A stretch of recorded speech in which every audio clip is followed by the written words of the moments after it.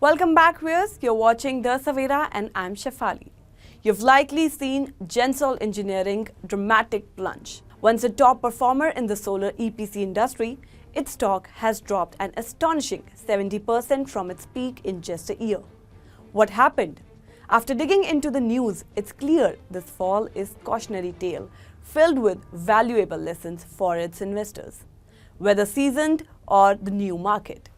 Let's break down what went wrong with Gensol. The rise and fall of Gensol. A few years ago, Gensol Engineering was a star. From March 2022 to February 2024, its shares price soars, turning small investments into significant returns. Revenues climbed, jumping from Rs 75 crore into financial year 20 to Rs 904 crore in financial year 24. The company thrived on its solar EPC business, while also venturing into EV leasing and manufacturing. Fast forward to March 2025, and the story has changed drastically. The stock is now down 70% in the past year, hitting a 52-week low of Rs 276 within just 30 days.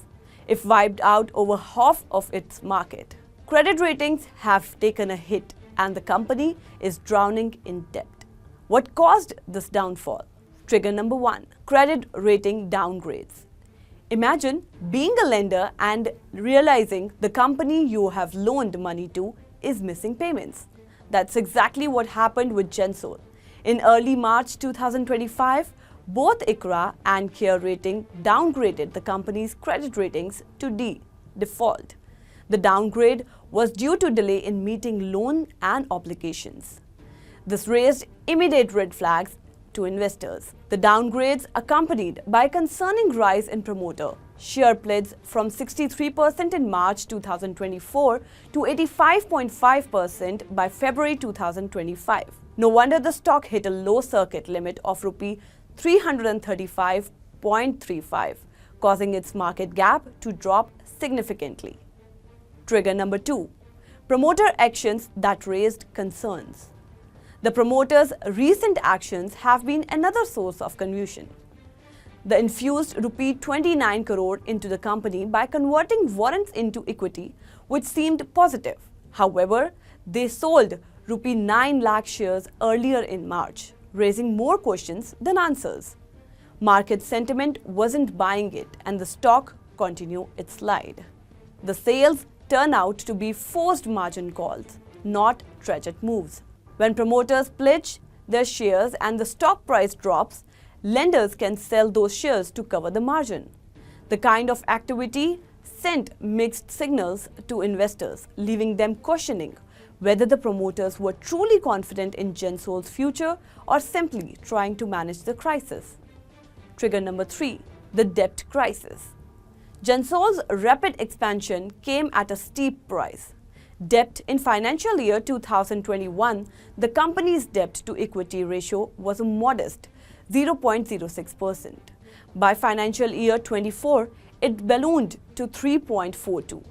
Long-term debt grew from 5.52 crore in financial year 2020 to Rs 857 crore in financial year 24, while total debt increased Rs 7.71 crore to 1,396 crore. Despite showing strong earnings on paper, Gensol struggled with cash flow. In financial year 2024, operational cash flow was negative, Rs 98 crores. Even though EBITDA hit Rs 230 crore, the company was making profit on paper but couldn't turn that into usable cash to meet its obligations. Additionally, its venture into EV leasing added more debt, further exacerbating the financial situation. The company's inability to manage this growing debt burden contributed to the stock's collapse. The red flags we missed. Several warning signs went unnoticed until it was too late.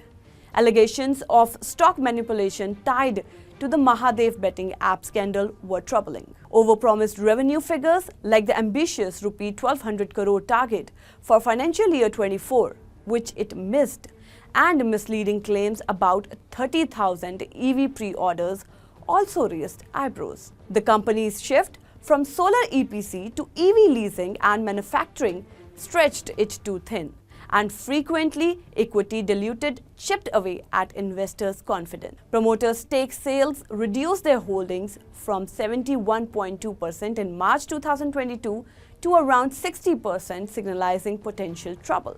What's next for Gensol? The company isn't giving up yet. On March 13, 2025, the board will meet to discuss a stock split, which could make shares more affordable for retail investors. There's also the possibility of raising funds through equity or foreign currency convertible bonds. Could this turn things around? Perhaps. But with the stock down 70% and a PE ratio plummeting down over 100 to just 13, it's hard to see this as a quick fix. It's a risky bet and investors need to read carefully. Lessons for small investors. What can we learn from Gensol's downfall? Number 1. Debt matters. Rapid growth fueled by debt is a dangerous gamble. Always check a company's debt to equity ratio and cash flow, not just revenue growth. Number 2. Watch the promoters. If promoters are selling or pledging large amounts of shares, it's a sign of financial stress. Number 3. Don't buy the hype. Pre-orders and big revenue projections mean nothing if execution fails. Don't be swayed by overly optimistic promises. Number 4. Credit ratings are crucial. A downgrade to default is a massive red flag. Understand why it happened. Number 5. Cheap isn't always good. A low PE ratio might look attractive, but if the company is in turmoil, it's not a bargain, it's a trap. Conclusion. Gensol Engineering's fall is a roller coaster of cautionary signals. If you have been caught up in the excitement of a stock that seems too good to be true, it's important to stay grounded and skeptical. For now, the risk with Gensol seem to outweigh the potential rewards.